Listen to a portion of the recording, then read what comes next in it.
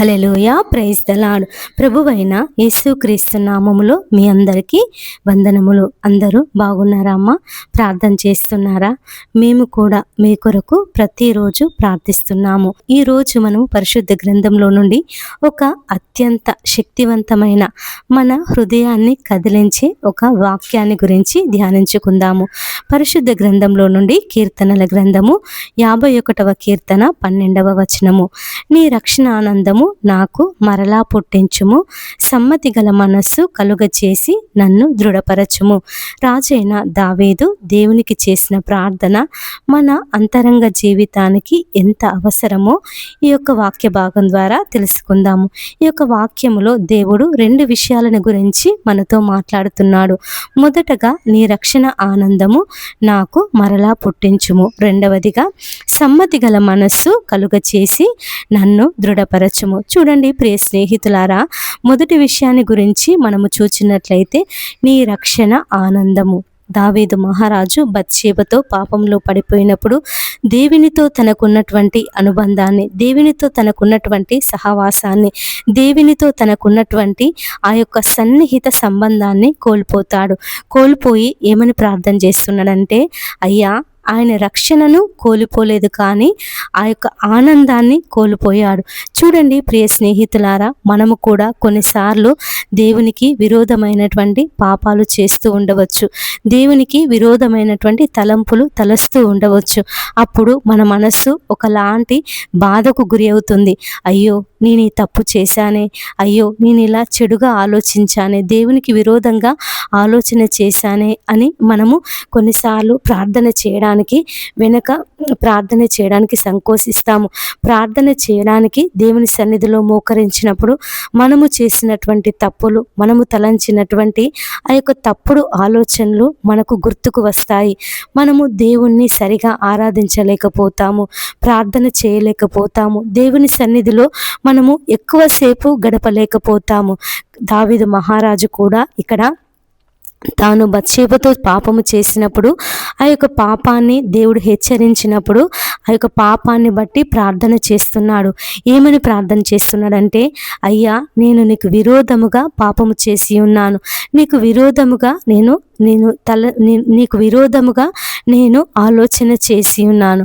కాబట్టి నా దేవా నన్ను మరలా నీ యొక్క రక్షణ ఆనందము నా జీవితంలో మరలా నాకు దయచేయము, అంతేకాకుండా సమ్మతి గల మనసు నాకు దయచేసి నన్ను దృఢపరచుము అని దావీదు మహారాజు దేవునికి ప్రార్థన చేస్తున్నాడు.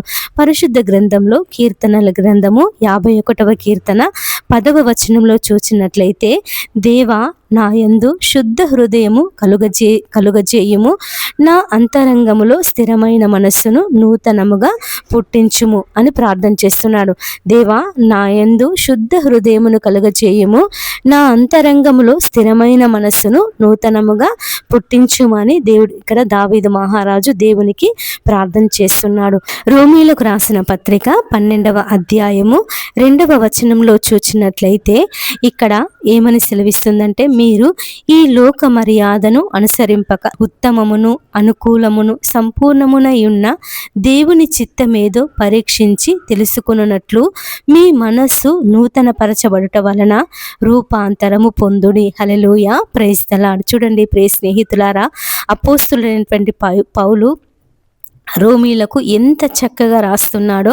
మనము లోక మర్యాదను అనుసరింపక, అంటే లోకంలో ఉన్నటువంటి ఆ యొక్క ఆచారాలను పద్ధతులను మనము అనుసరింపక, మనము ఉత్తమమును అనుకూలమును సంపూర్ణమునై ఉన్న దేవుని చిత్తమేదో పరీక్షించి తెలుసుకున్నట్లు మన మనస్సును దేవుడు ఏం చేస్తాడట, నూతన పరచబడుట వలన మనము రూపాంతరము పొందుతాము అని ఇక్కడ అపోస్తులైనటువంటి పౌలు రోమీలకు తెలియచేస్తున్నాడు.